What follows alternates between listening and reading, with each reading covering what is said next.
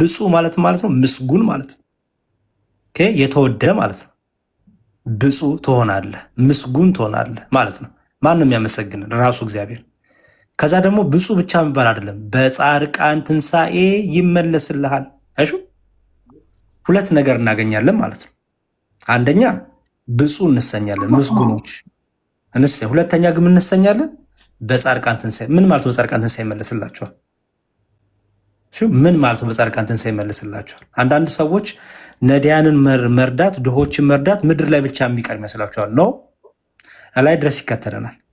በጻድቃን ትንሣኤ ማለት ጌታ ክርስቶስ ኢየሱስ ሲመጣ እናንተ ብሩካን ተነሱ ብሎ በእርሱ ያመኑትን እናንተ ብሩካን ኑ የሚለውን የሕይወትን ቃል ሲያሰማቸው የዛን ሰዓት ዋጋችሁን ይሰጣቸዋል ነው ጌታ እያለ ያለው። አይሹ በጻድቃን ትንሣኤ ይመለስልሃልና ይሄ የኛ የኦርቶዶክሳውያን ሕይወት ነው። በጻድቃን ትንሣኤ ይመለስልሃል። አይ ቲንክ ወዲ ሃሪስ የሚል ሰው በጣም ኮመንት ላይ ይጨነቃል። አስገቢውና እስቲ ወይ ሐሳቡን ይስጥ። ለምን በኮመንት መከራ ያለ እዚህ ያላችሁ ለዚህ ንግግር ጋር መልስ መስጠት የምትፈልጉ ካላችሁ ይግባና እሺ እግዚአብሔር ይስጥልን ስለመጡ ወደዚህ ስፍራ። አረ ወንድም ነኝ እኔ አባት አይደለሁም ወንድም። እኛ መንፈሳዊ ጨዋታ አልነበረም የያዝነው። ያው ብዙ ጊዜ ግን የእግዚአብሔር ቃል እዚህ እንነጋገራለን። ጥሩ በጣም ምንድነው ስናወራ የነበረው ጎፈንድሚ ስለሚባለው ነገር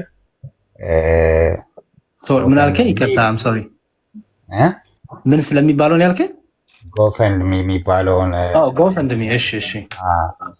እዛ ላይ ለውጭ ላሉ ኢትዮጵያኖች መስጠት አያስፈልግም ቀብጠው ስለሆነ ስላልሰሩ ነው ጎፈንድሚ የሚለምኑት እና መስጠት ያለብን እዚህ ኢትዮጵያ ላሉት ነው እንጂ ውጭ ያሉት መስራት ይችሉ ነበረ ምናምን የሚል ወሬ ላይ ተጀምሮ ነው አሁን የደረስንበት። እርስዎ መጥቶ ኤክስፕሌን ወዳረጉበት ነገር እየደረስ ነው ማለት ነው። እኔ በበኩሌ ምንድነው ማምነው አባቴ በመስጠት እንደማይጸደቅ አምናለሁ። በመስጠት ምንድነው ወደ ሄቨን መሄድ እንደማይጸደቅ ለምንድን መሰለ? እኛ በክርስቶስ በኢየሱስ ክርስቶስ በተሰራልን ታላቅ ስራ መዳንን አግኝተናል። ስለ ዳንን ግን መልካም ነገሮችን እንሰጣለን እናረጋለን። በመስጠት መዳንን አናመጣም። ስለ ዳንን ግን ከኛ የመንፈስ ቅዱስ ፍሬ ስለሆነ በመልካም ስራችን እንገለጻለን ብለን እኔ አስባለሁ። በግሌ እንደዛ ነው የማስበው። ብዙ ጥያቄ ልጠይቅህና ቅድም ወንድሜ በደንብ አስተውለ ከሆነ ስናገር ለምሳሌ በጣም ብዙ የእርዳታ ድርጅቶች አሉ አይደል? ብዙ የእርዳታ ድርጅቶች አሉ። የእርዳታ ድርጅቶች ስለረዱ ብቻ ቅድም አይድኑም ብያለሁ አይደል? በክርስቶስ ሆኖ የሚደረገው ግን ለህይወት ይሆናል። ለምሳሌ አሁን ያነበብኩት ላይ ቁጥር 14 ላይ ብፁዕ ትሆናለህ ካለ በኋላ በጻድቃን ትንሣኤ ይመለስልሃል ይላል። በጻድቃን ትንሣኤ የሚመለስልህ ምንድን ነው? አሁን ድሆችን ብታበላ፣ ጉንዱሾችን ብታበላ፣ አንካሶችንም እጉሮችንም ወደ ቤት ጠርተህ ብታበላ ይላል። አንደኛ ብፁዕ ትሆናለህ ይላል ይሄን በማድረግህ። ሁለተኛ ደግሞ በጻድቃን ትንሣኤ ይመለስልሃል። የጻድቃን ትንሣኤ የተባለው ቀን መቼ ነው? እሺ በእርሶ አንተ ቀጥለው አንተ ጨርሰው። ችግር የለውም። ጥያቄ ያላችሁ ካሉማ ዝም ብሎ ከማይሆን አይ ቲንክ ራያ ወይም ወዲ ገብቷል መሰለኝ። አንዳችሁ ጋር ላውራ። ሰላም ናችሁ? እንዴት ናችሁ? መዝሙር ያሬድ እንዴት ነህ? ደህና ነህ? እግዚአብሔር ይመስገን ሰላም ያለው። በዚህ ሰላም ጥሩ ነው ማለት እንደዚህ ማስተማርህ አልቃወምም። ግን እኔ ምንድነው አሁን ስጽፈው የነበረው ስለ መዳን የሚለው ነገር በመስጠት ወይ ደግሞ ችግር ያለባቸው ሰዎች ድሃ የሆኑ ጉንድሾች እንደዚህ በማብላት ጥሩ ነው። የሌላቸው ሰው ለሌላው ሰው መስጠት ማድረግ ያለውን ነገሮች ጥሩ ነው። ካለህን ያው አካፍለህ ብትበላ አካፍለህ ብትሰጥ ብታበላ ብታለብስ የታረዘውን የታሰረውን ሄደህ ብትጠይቅ ይህ መጽሐፍ ቅዱሳዊ የሆነ ነገር ነው። ትክክል ነው። በዚህ እኔ አልቃወምም። ግን ምንድነው ስላደረክ ስላበላ ስላጠጣ ስላለበስካቸው ጉንድሾችንም ጠርተ ስላበላ ትድናለህ የሚለው ነገር ግን መጽሐፍ ቅዱስ አይናገርም ነው የኔ ምክንያቱ ያን የምታደርገው አንተ ከዳንክ በኋላ ድነህ ስታበላ ድነህ ስታጠጣና ስታለብስ ይሄ ተጨማሪ የሆነ ነገር ስጦታ ነው ምክንያቱ በጻድቃን ጊዜ ወይም ደግሞ ጻድቃን በሚነሱበት ጊዜ በስተመጨረሻ ላይ ይመለስልሃል የሚለው መጽሐፍ ቅዱስ የሚናገረው የድህነት ነገር ሳይሆን የሚመለስልህ ያደረከውን ነገር በሰራው ቁጥር ያው እንግዲህ የምትሸለመው ነገር አለ ሽልማት ይኖረዋል ማለት ነው አንድ ሰው ለምሳሌ ሽልማት ያለው ወደ አንድ ቀስ እያልክ አስረዳኝ አሁን ምንድነው የሚለው ለምሳሌ የሚመልሱ ብድራት ያላቸውምና ብፁዕ ትሆናለህ ይላል ብፁዕ ትሆናለህ ማለት ነው ብፁዕ ማለት አሁን እኔ ቆይ ላምብብል እዚህ ላይ ባጭሩ ንገርህና ስለ ድህነት ንገርህና እዚህ ላይ በዮሐንስ ምዕራፍ 3 ቁጥር 16 ላይ በእርሱ የሚያምን ሁሉ የዘላለም ሕይወት ይኖረዋል እንጂ እንዳይጠፋ እግዚአብሔር አንድያ ልጁን እስኪሰጥ ድረስ እንዲሁ ዓለሙን እንዲሁ ወደዋል እናይልና 17 ላይ ወርዶ ዓለምን በልጁ እንዲድን ነው እንጂ በዓለም እንዲፈርድ እግዚአብሔር ወደ ዓለም አላከውምና በእርሱ በሚያምን አይፈረድበትም በማያምን ግን በአንዱ በእግዚአብሔር ልጅ ስም ስላላመነ አሁንም ተፈርዶበታል ይላል በሕይወት እያለ በክርስቶስ ኢየሱስ ስም ያላመነ ሰው ሁሉ በፍርድ ስር እንዳለ መጽሐፍ ቅዱስ ይናገራል ማለት ነው ስለዚህ that means መዳን የሚገኘው በክርስቶስ ኢየሱስ በማመን ብቻ እንደሆነ መጽሐፍ ቅዱስ ይናገራል እዚህ ላይ ነው ፍርዱ ላይ ያለው ሰማይ ላይ ስለሄድ ወይ ደግሞ በነጭ ዙፋን ላይ ወይ ደግሞ በስተመጨረሻ ላይ ሳይሆን ሰው በክርስቶስ ኢየሱስ ያላመነ ማናቸውንም አይነት ሰው ይሁን በእርሱ ያላመኑ ሰዎች በፍርድ ስር እንዳሉ ነው የሚናገረው መጽሐፍ ቅዱስ ያንን የመጨረሻው ፍርድ ነው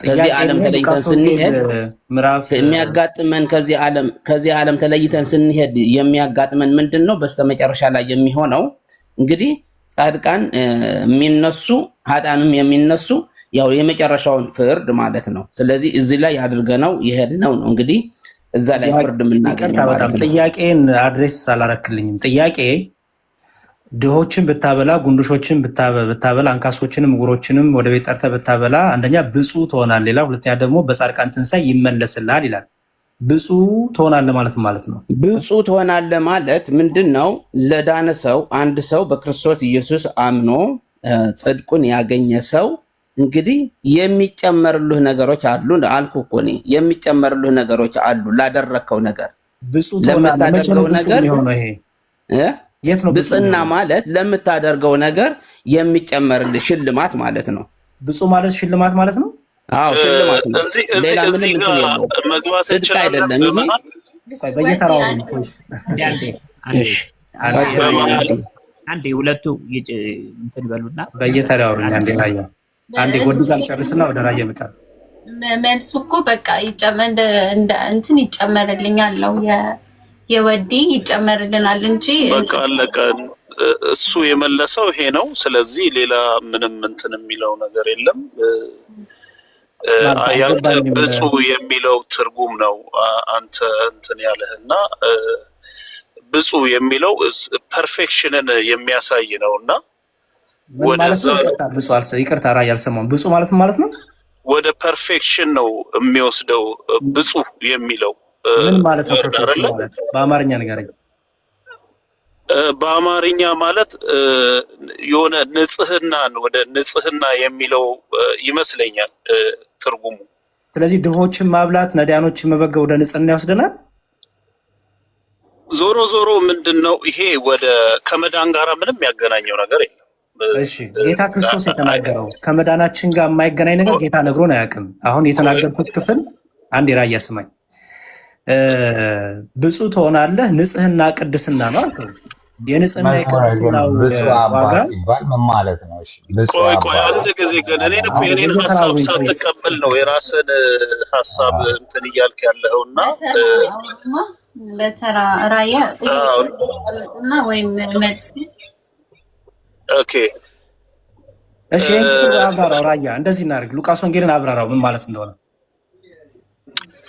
ምንድነው ዋናው ቁም ነገር የመዳን ስለ መዳን አይደለም ያ የመስጠት ጉዳይ በመስጠት ከሆነ እውነት ለመናገር ከክርስቲያኑ ይልቅ ሙስሊሞች ይበልጡናል።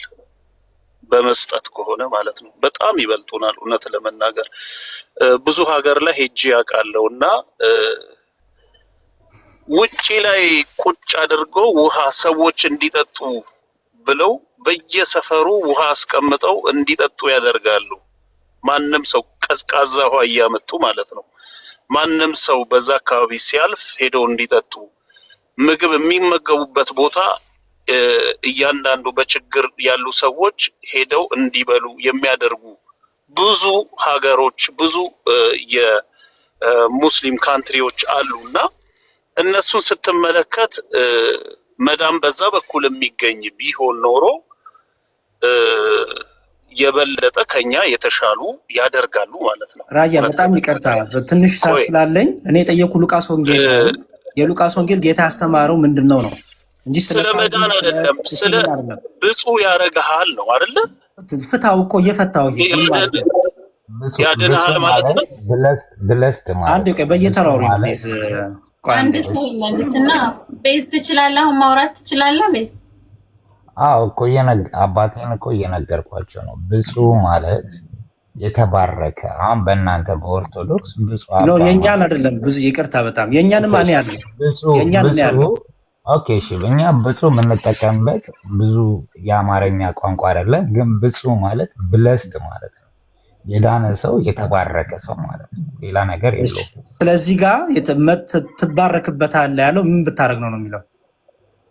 ያ when you give blessed ምንም እኮ ይሄ እኮ ምንም እንትን አይደለም። የሚሰጥ ሰው የተባረከ ሰው ነው። ስለዚህ ነዳያኑን መመገብ፣ ድሆችን መመገብ፣ ጉንዱሾችን መመገብ፣ ቤት ጠርተህ መመገብ፣ ማልበስ፣ ማጠጣት በረከት ያሰጣል ማለት ነው። በረከት ያሰጣል እንጂ አያድንም። ኦኬ እሺ፣ በረከቱን ያዝን። እሺ፣ በጻድቃን ትንሣኤ ይመለስልሃል ማለት ነው። የጻድቃን ትንሣኤ መቼ ነው? ምንድን ነው ይመለስልህ? በረከት ነው የሚመለስልህ። በጻድቃን ትንሣኤ አክሊሉ ካለ እያንዳንዱ ተራውሪን ፕሊዝ።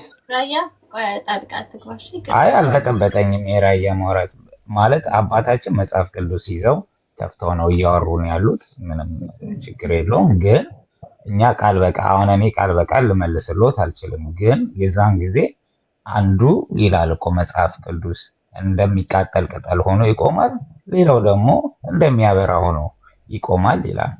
ያ ማለት የሰው ልጅ ከዳነ በኋላ የመንፈስ ቅዱስ ፍሬ የሚያደርገው የሚሰራው ተልእኮ እግዚአብሔር የሚሸልመው ሽልማት ከሰው ሰው ይለያል። መዳን ግን እኩል ነው። አሁን የጠየቁት በጻድቃን ትንሣኤ ይመለስልሃል የሚለውን ክፍል ፍቱልኝ። በጻድቃን አሁን እናንተ ሜይ ቢ አይ ቲንክ ፕሮቴስታንት መስኛላችሁ። ስለዚህ ይሄን ክፍል እንዴት ነው የምትረዱት? በጻድቃን ትንሣኤ ድሆችን በመመገብህ ጉንዱሾችን፣ አንካሶችን፣ እውሮችንም በመመገብህ በማብላትህ አንደኛ ብፁዕ ትሰኛለህ፣ ሁለተኛ ደግሞ ብፁዕ ብቻ አይደለም በጻድቃን ትንሣኤ ይመለስልሃል ይላል። ብፁዕን ፈታችሁልኝ። ምስጉን ትሆናለህ፣ ትባረክበታለህ አላችሁኝ። ይስማማለሁ።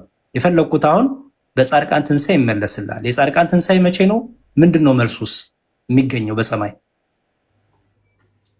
እንግዲህ እኔ ማምነው የአንድ ሰው ሚድነው በኢየሱስ ክርስቶስ በማመንና በማወቅ ብቻ ነው። የዳነ ሰው የሚታይበት ህይወት አለው፣ ፍሬ አለው፣ ይሰጣል፣ እግዚአብሔርን ያመሰግናል፣ በጽድቅ ይመላለሳል፣ አይሰርቅም።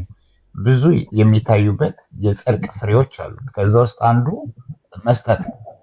ይህ ሰውዬ ሲሰጥ፣ በጽድቅ ሲመላለስ፣ በኢየሱስ ክርስቶስ በተሰራለት ታላቅ ስራ አምኖ በልቡ አምኖ በአፉ መስክሮ ሲድን የሚታይበት የመንፈስ ቅዱስ ፍሬዎች ናቸው። እነዚህ ፍሬዎች በጻድቃን ትንሣኤም በለው በምንም በለው not really understand the words ግን ወደ ገነት ሲሄድ የአክሊል የሚሰጥ አክሊል አለ። እዛ አክሊል ላይ የከበረ አክሊል ያገኛል ማለት ነው። ሌላ ነገር እኮ የለውም። በጻድቃን ትንሣኤ ይመለስ ስላ የተባለው አክሊል ነው። እንግዲህ ምንድን ነው አባቴ? የዘላለም ህይወት አይደለም። እንግዲህ ኦርቶዶክስ የምታምነው በኢየሱስ ክርስቶስ። አሁን ስለ ኦርቶዶክስ ማን ያለው? ስለ ኦርቶዶክስ ነው ያለው። የእናንተን ትምህርት ንገሩኝ ያልኩት። ሰው እኮ ስለሰጠ አይደለም። አይደለ? እኔ እኮ ሰው ስለሰጠ ይድናልም አይድንም አላልኩም። ጌታ ሲያስተምር የጌታን ትምህርት የተናገርኩት ደግሜ እኮ ጌታ ይህን ሲናገር ምን እያለ እያስተማረን ነው ያልኩት እኔ አሁን እንጂ ማንም ሰው ስለሰጠ ቅድም ስጀምር እኮ እህቴ ትዝ ይልሽ እንደሆነ ቤዚ ምን ብዬሻለሁ? አንዳንድ ሰው ስለሰጠ ብቻ የሚድን ይመስሏል ብያለሁ አይደል? ግን አይሆንም። መስጠታችን ምን ይፈልጋል? አብሮት ንስሐ ይፈልጋል፣ ፍቅር ይፈልጋል፣ ትህትና ይፈልጋል፣ ከቂም በቀል የወጣ ልብ ይፈልጋል። ክርስቶስ ላይ መሆን አለብን ብያለሁ እኮ ተናግሬያለሁ። አሁን የምናወራው ያ የዳነው ሰው ያው በክርስቶስ ነኝ ያለው ሰው ወደ ክርስቶስ አካል የተጨመረው ሰው ነዳያንን ቢመግብ ድሆችን፣ ጉንድሾችን፣ አንካሶችንም ዕውሮችንም ወደ ቤቱ ጠርቶ ቢያበላ ቢያጠጣ አንደኛ ብፁዕ ትሆናለህ ይላል ጌታን የተናገረው። ቀጥሎ ደግሞ በጻድቃን ትንሣኤ ይመለስልሃል። ብፁዕ የሚለውን ፈታችሁልኝ፣ ተስማማው። ምስጉን ማለት ነው፣ በረከት ማለት ነው። ኦኬ። ቀጥሎ ግን የፈለኩት እኔ በጻድቃን ትንሣኤ ይመለስልሃል። በጻድቃን ትንሣኤ ማለት ምን ማለት ነው? ምንድነው ይመለስልህ ለዛ ሰው? እስኪ አባቴ እርስዎ ነገሩን ምንድን ነው የሚመለስልህ? እኔ አሁን የሚሻለው የሚመስለኝ አባቴ እንትን ይሻላል። ላይክ ትምህርቱን የዚህን የመስጠትን ትምህርት እርስዎ ያስተምሩንና ጥያቄና መልስም ሳይሆን ይለቅ። እንደዛ ይሻላል አይደል? ቤስ ኮመንት ላይ ሲጽፉ ስላየው ነው። እኔ ያው የእነሱን ቪው መስማት ፈልጌ ነው። ምንድን ነው እስካሁን ዝም ብዬ እየሰማሁ ነበር። አንድ ጊዜ ቤዚ ትምህርቱ ላይ ይቅርታ፣ አንድ ጊዜ ቤዚ እሺ፣ ያሬድዬ እኔ አባት ይቅርታ፣ ወንድም አለሜ ምንድነው መሰለሽ፣ እሺ ያሬድዬ አባት ለትምህርቱማ ቁጭ ብሎ ሲያስተምር ከታች የሚጻፉት ጽሁፎች እንትን የሚያደርጉ ናቸው። ትምህርቱንማ ገልጦ አስተማረ። ያንን ለመቀበል ሳይሆን እንደ ጥንባንሳ እንከን እየፈለጉ ዝም ብሎ መተቸት ሆነ። ትምህርቱን አስተምሮ ሊወጣ ሆነ። እሱ እንደዚህ አይነት ነገር ሲደረግ የገባ ሰው አለ ለሱ ጥያቄ፣ እሱም ተጠይቆ እንትን ብሏል። እኔ ከወንድም ላጠቃልና መጽሐፈ የእኛን ትምህርት ማንንም ጥንባን ሳያወጣ ነው ሰው የለም። አብረን ነው እያወራን ያለ ነው። አንተን አይደለም ኮሜንት ላይ ስላላየህ ነው፣ መጥፎ ነገሮች ሲጻፉ ስለነበር ለዛ ነው። ግን እኛ የምናወራቸው ሰዎች እዚህ ሬስፔክት አድርገን ስማቸውን አይተን መልካቸውን አላየንም። ስማቸውን አይተን ብዙ ሰው የሚያስተምሩ አባት ናቸው። ሬስፔክት አድርገን ነው እያወራናቸው ያለው። ላልገባን ነገር ጥያቄ እሳቸው ናቸው አክቹዋሊ የጠየቁን። የቻልነውን እየመለስን ነው። እኛ መንፈሳዊ አስተማሪዎች አይደለን። እኔ መንፈሳዊ አስተማሪ አይደለሁም። በመጽሐፍ ቅዱስ የማምን አንድ ክርስቲያን ነኝ። እንደሳቸው ጥልቅ እውቀት አለኝ ብዬ አይደለም፣ ግን ዲስከስ እያደረግን ነው። እሳቸውን ዲስሪስፔክት ዲስጋርድ የሚያደርግ ነገር ማንም ሰው አላወራም። ጽሁፉንም ካለ ደግሞ ብሎክ እናደርጋቸዋለን። ችግር የለም። አባቴ በነፃነት ይናገሩ። ያሬድ መዝሙረ ያሬድ በጣም አመሰግናለሁ ስለመጡ እና በጣም መስማት ብዙ ትምህርትን መስማት የምንፈልግበት ቦታ ላይ ነው የመጡት እና ስለመጡ አመሰግናለሁ። ግን የመስጠትን በእርሶ አስተምሮ ይሄ ነው መሆን ያለበት ብለው ስለመስጠት ብቻ በእርሶ አስተምሩን እንጂ እንትን እኔ ኮመንት ላይ የተለያየ ነገር ስላየው ሜይ ቢ የተለየ ሀሳብ ያላቸው ሰዎች ካሉ ብዬ ነው። ችግር የለውም። የኦርቶዶክሳውያን ትምህርት ብቻ አላስተምር። ስለ ኦርቶዶክስ ትምህርት እኔ ስላለው ችግር የለውም። እሺ ላጠቃል በቃ ሀሳቤን አንድ ሁለት ጥቅስ ልስጥና ልጨርስ። እንግዲህ ቅድም እንደተናገርነው መስጠት፣ መርዳት፣ ማገዝ ራሱ ጌታ ያስተማረ ነው። ከየትም ያመጣ ነው አይደለም። ጌታ የቃልም መምህር ብቻ አይደለም፣ የተግባርም መምህራችን ነው። በቃሉም በተግባሩም ጌታ አርያ ምሳሌ ነው። ምሳሌያችን ነው፣ አርያችን ነው። ምሳሌ ተውኩላችሁ እንዳለው ነው ጌታ። ስለዚህ መስጠት የተማሩ ከጌታ ነው። ባይዘው እኔ ዝም ብዬ ሞቅ ስላለኝ ምናምን በቃ ኦርቶዶክስ ቤተክርስቲያን ካልሰጠ ስላለችን አይደለም። ራሷ የቤተክርስቲያኗ ራስ የሆነው ክርስቶስ ኢየሱስ ነው መስጠትን ያስተማረን። ድሆችን ሲመግብ አይተናል። የተጠሙትን ሲያጠጣ አይተናል። የተራቡትን ሲያጠግብ አይተናል። የታመሙትን ሲጠይቅ አይተናል። በ38 ዘመን ሙሉ በአልጋ የተጣብቆ የነበረውን እኮ ጌታ ሄዶ ፈውሶታል። አልዓዛር ሲሞት እኮ ሀዘን ቤትም ጌታ ሄዷል። አየሽ፣ ጌታ የተግባርም የቃልም መምህራችን ነው። ለዛ ነው ሀዘን ቤት መሄድ እንዳለብን ጌታ አስተምሮናል። ክርስቲያን ነኝ ብሎ አይ እኔ ሀዘን ቤት አይሄድም ካለ አንድ ሰው ክርስቲያን አይደለም። ምክንያቱም ከጌታው አልተማረም ማለት ነው። ክርስቲያን ነኝ ብሎ የተራበ ሰው ካላበላ፣ ለተራቡ ለተጠሙት ካላዘነ ጌታም አያቸውና አዘነላቸው ነው የሚለው። ሐዋርያትን ጠይቃቸው ምን አላችሁ? ምን ይዛችኋል? 2 ዓሳና 5 እንጀራ ብቻ ነው አይደል? አዘነላችሁ አይደል የሚለው። ከዛ አበርክቶ አተርፎ አበላቸው ጌታ። እንዲሁም ምንድነው የሚለው ወንድና ምንድነው ህፃናትና ሴቶች ሳይቆጠሩ አይደለም የሚለው ተርፎ የተነሳው ብዛቱን ነው። ህፃናትና ሴቶች ሳይቆጠሩ የሚለው በነገራችን ላይ ሴቶችን ለመናቅ ምናምን ሳይሆን በዛኛው በባህላቸው በቀደሙ ባህላቸው ሴቶች በጓዳ ነው ተደብቀው በአደባባይ አይበሉ። ገባሽ? በጓዳ ተደብቀው ስለሚበሉ አልተቆጠሩም ማለት ነው። ህፃናት ደግሞ ከሚበሉት የሚፈረፍሩት ይበዛል አይደል? አስተውይ እንግዲህ እነዚህ ሁሉ ሳይቆጠሩ የተባለው ከዛ አንጻር ነው እንጂ ተንቀውም አይደለም። ያ ሁሉ ያደረገ ጌታ ቸር፣ አዛኝ፣ ሩሩ ስለሆነ ነው። ኦኬ እኛ ደግሞ ክርስቶሳውያን ነን የምንል የክርስቶስ ልጆች ነን፣ ክርስቶስን እንመስላለን የምንል በተግባራችንም በቃላችንም መምሰል አለብን። ቅዱስ ጳውሎስ በዚህ በሮሜ መልእክቱ እንዲህ ብሎ ተናገረ። ሮሜ 2:7 ላይ በደንብ አስተውይ። ነገር ግን ጥንካሬህንና ንስሐ እንደማይገባ ልብህ የእግዚአብሔር ቅን ፍርድ በሚገለጥበት በቁጣ ቀን ቁጣን በራስ ላይ ታከማቻላለና እርሱ ለእያንዳንዱ እንደ ስራ ይስረክበዋል አለ። ከዛ እንደ ስራው ያስረክበዋል ካለ በኋላ ምን አለ? በበጎ ስራ በመጽናት አስተውይ፣ በበጎ ስራ በመጽናት ምስጋናና ክብርን የማይጠፋውንም ሕይወት ለሚፈልጉ የዘላለም ሕይወት ይሰጣቸዋል ይላል። አሁን ቅዱስ ጳውሎስ ያስተማረው ላመኑ ነው። አሁን እያወራን ያለው በክርስቶስ አምነናል የምንል ሰዎች ምን ይጠበቅብናል የሚለው እያወራን ያለው እንጂ ስለ ሙስሊም አላወራውም፣ ስለ ኤቴስት አላወራውም። ለምንድነው የማወራው? ሲጀመር ስለነሱ ነኝ ክርስቶሳዊ ነኝ ስለሚል ሰው ነው እያወራ ያለሁት። ኦኬ። ስለዚህ ቅዱስ ጳውሎስ ምን አለ? ክርስቶሳዊ ነኝ ለሚል ሰው አንደኛ ክርስቶስ ሁሉንም ለእያንዳንዱ እንደ ስራው ያስረክበዋል ካለ በኋላ በበጎ ስራ በመጽናት በጎ ስራ ምንድን ነው? ድሆችን መርዳት፣ ማገዝ፣ ማልበስ፣ ማጠጣት፣ ቤትሽ ማሳረፍ፣ የተቸገሩትን መርዳት፣ የታሰሩትን መጠየቅ፣ የምታውቂያቸውን የማታውቂያቸውን፣ የሚወዱሽን ብቻ አይደለም የሚጠሉሽን መልካም ማድረግ። ቅድም እኮ ተናገርን። የሚወዷችሁን ብቻ ብትወዱ ምን ይሄማ አሕዛብ የሚያደርጉታል አለ እኮ ጌታ። የእኔ መሆናችሁ የሚታወቀው በምንድን ነው አለ? የሚጠሏችሁን የሚረግሟችሁን ምን ስታደርጉ? ስትወዱ፣ ስታፈቅሩ፣ ስትጠይቁ፣ ስታበሉ፣ ስታጠጡ። ክርስቲያን የሆነ ሰው ቤዚ ለምሳሌ አይ ይሄ ሙስሊም ስለሆነ አላበላም ማለት ይችላል? አይችልም እኮ ባይዘው እየመረጠ ክርስቲያን ወገኑን ብቻ ካበላ እኮ በእግዚአብሔር ዘንድ እኮ ይሄ ሰው እኮ በረከትም አያገኝም። ምክንያቱም ክርስቶስ እንደዛ አላስተማረ። የሚወዷችሁን ብቻ ብትወዱ ጥቅም የላችሁ ነው የተባለው።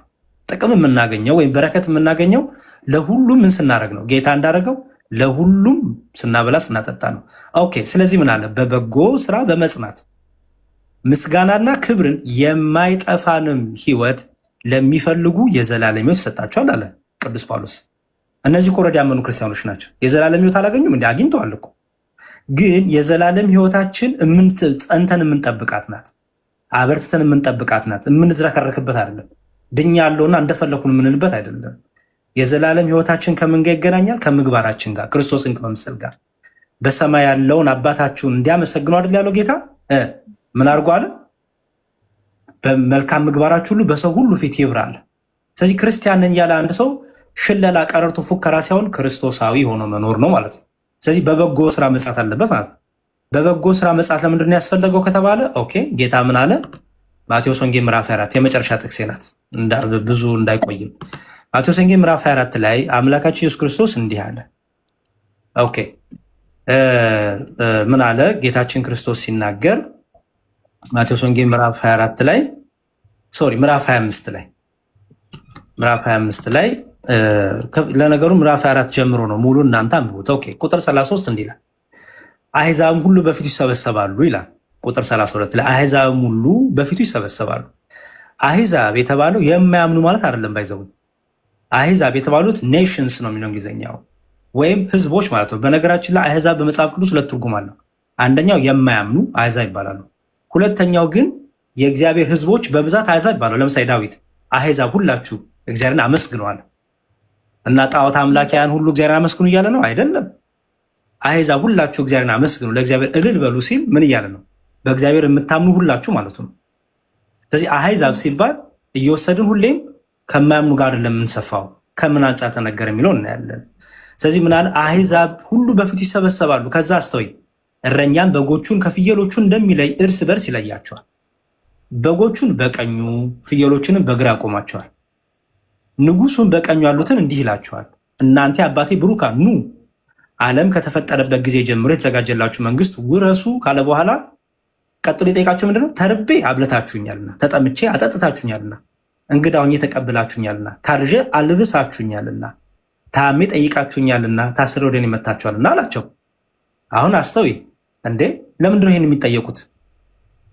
ይሄ ለምንድን ነው በሰማይ መጠየቅ ያለበት? ይሄ ጥያቄ ጌታ እነዚህ ያመኑ በጎች የተባሉ ከሆኑ ላመነ ሰው አበላህ አጠጣ ለምን ተብሎ የሚጠየቀው? ጌታ ለምንድን ነው ይሄን ያያያዘው? ቅድም ያልኩሽ በጻድቃን ትንሣኤ ይመለስላል የሚለው ይሄ ነው ማለት ነው። ይኸው የኛ ኦርቶዶክሳዊ ትምህርት ይሄ ነው። የጻድቃን ትንሣኤ አይደለ ይሄ? ምክንያቱም በትንሣኤ ጊዜ ይነሳሉ ሁሉ፣ ከዛ በጌታ የፍርድ ወንበር ሁሉም ይገለጣል። ስለዚህ ጌታ ምን አላቸው? እናንተ በጎች ኑ ወደ እኔ አለ። ኑ ካለ በኋላ ግን እንዲያርጋቸዋል ብሎ ከምን ጋር ነው ያገናኘው? ከማገዝ፣ ከማብላት፣ ከማጠጣት፣ ከመርዳት፣ ከማልበስ ጋር። ከዛ ምን አሉ እነዚህ ጻድቃን? ጌታ ሆይ ተርበህ አይተን መቼ አበላንህ? ወይስ ተጠምተህ አይተን መቼ አጠጣንህ? እንግዳ ሆነህ አይተን መቼ ተቀበልንህ? ወይስ ታርዘህ አይተን መቼ አለበስንህ? ብሎ መለሱለት። አርገውታል እኮ ባይዘው ጻድቃን ቅዱሳን ትዕቢተኛ አይደሉም፣ ትምክተኛ አይደሉም። አርገውትም አላረግንም ይላሉ። ለምን? ለእይታ አይደለም፣ ለሾው ኦፍ አይደለም የሚያደርጉት፣ ለህይወት ለበረከት ከክርስቶስ ጋር ለመኖር ስለሆነ የሚያደርጉት። መስካሪያቸው ራሱ ክርስቶስ ነው፣ ጌታቸው ነው። ስለዚህ ክርስቶስ ምን አላቸው? ንጉሥ መልሶ ምን አላቸው? እውነት እላችኋለሁ ከሁሉ ከሚያንሱ ከነዚህ ወንድሞች ለአንዱ እንኳን ስላደረጋችሁት አላቸው። ስለዚህ ክርስትና በአፍ የሚወራ ሳይሆን በተግባር የሚኖር ነው ማለት ነው፣ የሚደረግ ነው ማለት ነው። ኦኬ፣ ክርስቶስን የሚመስል ነው ማለት ነው፣ መምሰል ነው። ስለዚህ ክርስቶስ ያመኑት የጠይቃቸው ምንድን ነው? እናንተ ኑ ያላቸው ምንድን የጠይቃቸው? ተርቤ አብልታችሁኛል፣ ተጠምቼ አጠጥታችሁኛል። ስለዚህ ጌታ ሲመጣ በመጨረሻው ቀን የምንጠየቀው ምን አርገሃል ነው። ኦኬ፣ ምን ያህል አምናሃል አይደለም፣ በእምነትህ እንዴት ኖረሃል፣ በእምነትህ ምን ያህል ኖረሃል፣ በእምነትህ ፍሬ አፍርተሃል ወይ ነው። ኦኬ፣ ከዛ ቀጥሎ ደግሞ እነዛ በጎች የተባሉ መጡ። አሁን ይሄንን እንግዲህ ወንድሞቻችን በኋላ የራሳቸውን ትምህርት ያስተምሩ፣ የእኛን ኦርቶዶክሳዊ ትምህርት ነው ማስተምርሽ። በጎች የተባሉት ክርስቲያን ሆነው ግን ምን ያላረጉ፣ በምግባር ያልኖሩ፣ ክርስቶስን ያልመሰሉ ናቸው። ምክንያቱም የፍርድ ቀለት ኦልሬዲ በክርስቶስ የሚያምኑ እኮ ተፈርዶባቸው በፍርድ ውስጥ ነው ያሉት አይደል? ሲጀመር በዚህ ስታስቢው ለማያምን ሰው ክርስቶስን አላምንም ለሚል ሰው ለምንድን ነው ተርቤ ያላበላኝ ተጠምቼ ያላጠጣ የሚለው ጥያቄ ይጠይቃል እንዴ? ጌታ ባልሰጠው ነገር ነው የሚጠይቀው? ያላበላህ ያላጠጣ ተብሎ በክርስቶስ ያላመነ ይጠየቃል? በክርስቶስ ያላመነ ሰው አላበላም አላጠጣም ተብሎ ይጠይቃል? በክርስቶስ ያላመነው ነው ኦልሬዲ በምንድን ነው? በፍርድ ውስጥ ነው ያለው። ስለዚህ ፍየሎች የሚለው እኛ ኦርቶዶክሳውያን በምንድን ነው የምንረዳው? ኦልሬዲ ምን የሆኑ ክርስቲያን የሆኑ ግን ምን ያላረጉ፣ ክርስቶስን በምግባር ያልመሰሉ፣ በምግባር በፍሬ ያልተመላለሱ። ኦኬ፣ ወደ ክርስቶስ የገቡ ግንስ ፍሬ ማፍራት ያልቻሉ። ዮሐንስ ወንጌል ምዕራፍ 15 ላይ እንደሚናገረው ኦኬ፣ በእኔ ያለውን ፍሬ የማያፈራውን ቅርንጫፍ ይቆረጣል እንዳለው ማለት ነው። ተጠየቁ፣ ምን ብለው መለሱ? እነሱም የት አግኝተን አሉ። የት አግኝተን? ዘሴም ጥያቄ ቀረበላቸው። የት አግኝተን ሲሉት ጌታን ብሎ መለሰላቸው፣ ያን ጊዜ እውነት እላችኋለሁ ከሁሉ ከሚያንሱ ከነዚህ ለአንዱ ስለ አላደረጋችሁ። ታይሹ አላደረጋችሁ የሚባሉት ያመኑ ወይስ ያላመኑ? ያመኑ ናቸው። እንዴ ያላመነ ሰው ለምን አላደረክም ይባላል እንዴ? ለምን አላመንክም ነው እንጂ ለምን አላደረክም ይባላል እንዴ?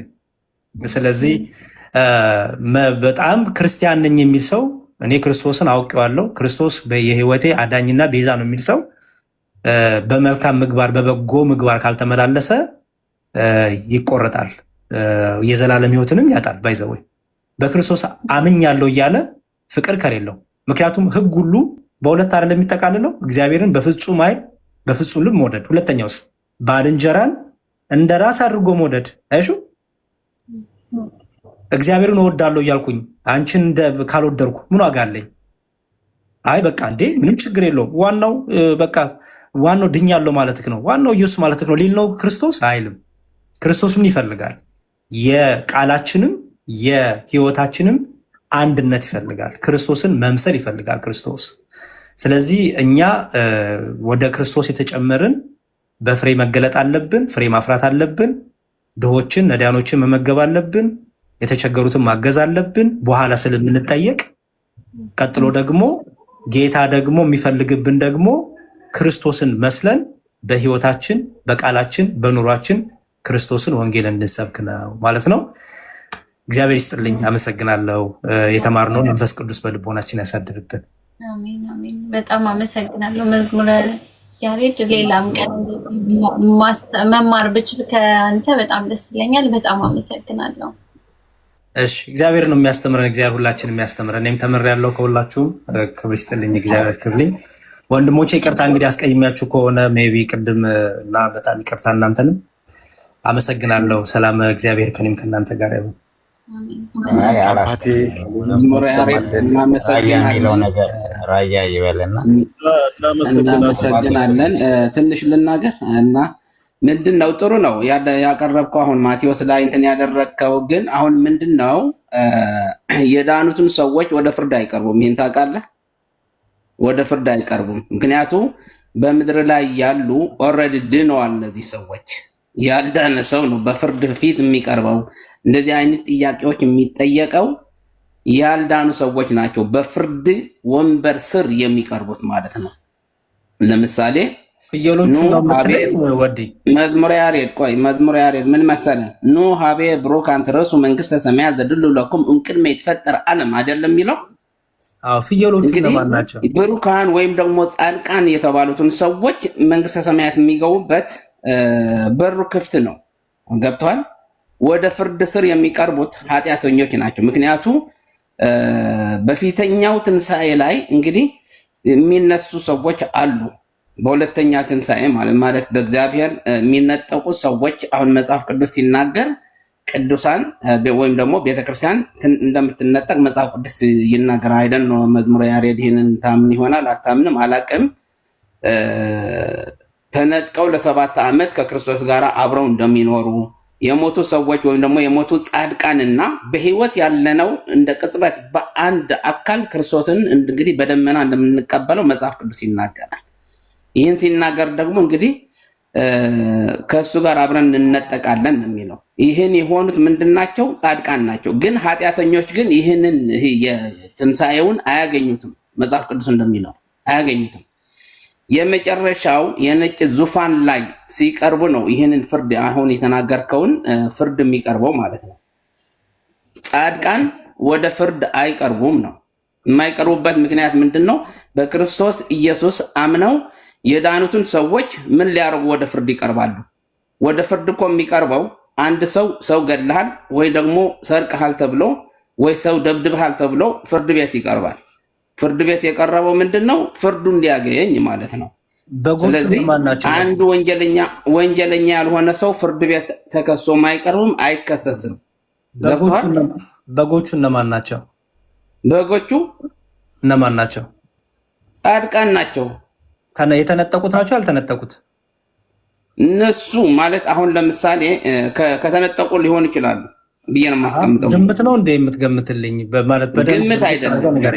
በጎቹ በቀኝና በግራ የሚለው ይህንን የሚያስቀምጠው እንግዲህ ተፈትነው የሚያልፉ አለ። አንዳንድ አሁን የአንዳንዱ ጽድቅ በእሳት እንደሚፈተን ይፈተናል እኮ ተፈትኖ።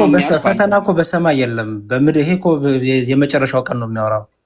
የመጨረሻው ቀን ነው በክርስቶስ ማለት በፍርድ በነጭ ዙፋን ስትቀርብ አሁን ተፈትነው የሚያልፉ ሰዎች ሊኖሩ ይችላሉ ነው። ያንን እንግዲህ ይህንን የሚሆነው ደግሞ ምንድነው? የሺው ዓመት ካለፈው በኋላ የመጨረሻው ፍርድ ላይ በሚሆነው ነው እኮ። ስለዚህ የተነጠቁት ናቸው ያልተነጠቁት ናቸው? ወዲ በጎቹ አቤት በጎቹ ቅድም የተነጠቁት ፍርድ የለባቸውም አይጠየቁም ብለኝ ነበረ። እነዚህ በጎቹ እነማን ናቸው የጠየቁት? የተነጠቁት ያልተነጠቁት?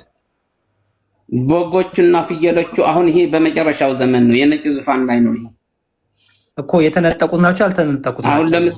አሁን ለምሳሌ የነጭ ዙፋን ማለት መጨረሻው ፍርድ ሲሆን ማለት ነው።